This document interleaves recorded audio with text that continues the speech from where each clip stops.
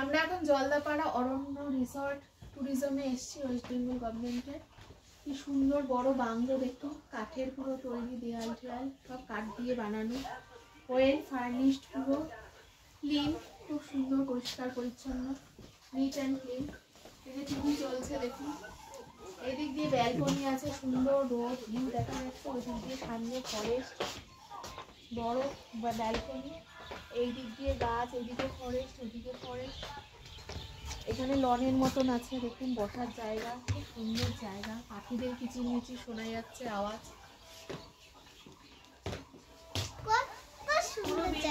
কাঠের বাংলো, এই একটা বেডরুম, আর এখানে একটা উইন্ডো আছে, সেটা দেখতে পারবো, আর একটা রুম আছে, ড্রেসিং টেবিল, চেয়ার, বাথরুমটা কত বড় দেখুন, এখানে বেসিন আছে।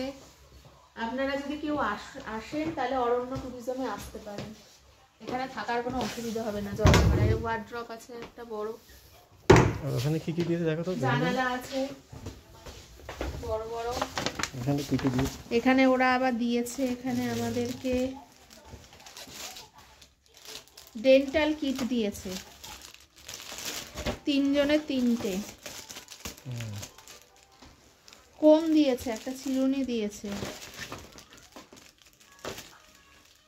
শেভিং কিট দিয়েছে,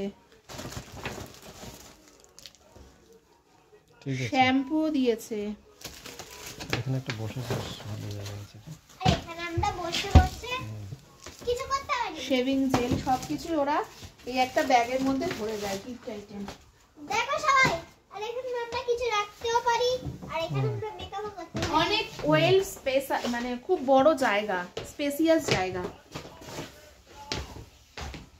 অনেক খোলামেলা, অনেক বড় রুমগুলো, অনেক বড় জায়গা।